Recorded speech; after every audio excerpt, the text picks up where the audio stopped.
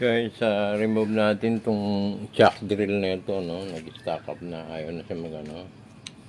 Ngayon ang pinaka inipitan ko na lang siya dito sa pinaka ano niya, pinakakapitan ng drill. May thread kasi yan, no? Yung pinaka drill sa loob meron siyang screw na reverse, clockwise ang pagtanggal, hindi counter. So natanggal na yon. Ito, tingnan natin kung makukuha sa isang pukpok. Ito lang siya. Ayan, kung kita yan. Kita pa naman siguro. Ayan. Tarayin ko siya ng biglaan. Tingnan natin sana kung makuha isang ano. Ayan, alam tayo dito.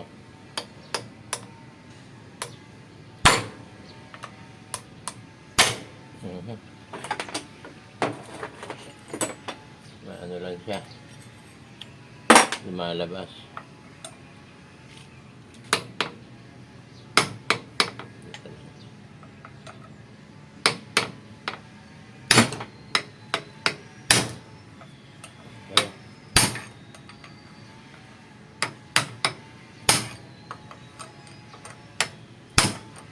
Ayun.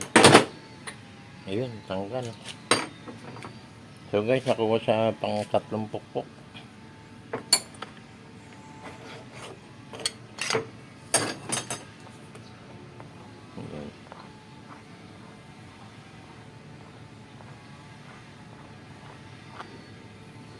Ayan, malaki pala.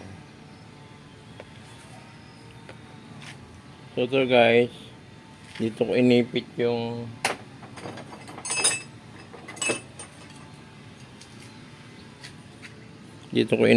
sa ito kasi bilog to eh. Yung iba kasi merong ano siya, plain, kaya pwedeng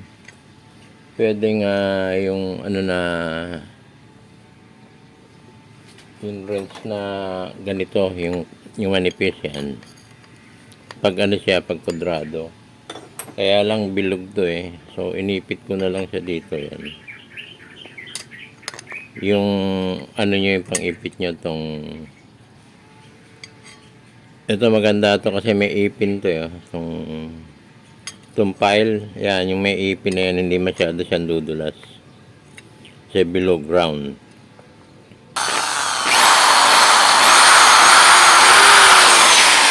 Okay pa naman.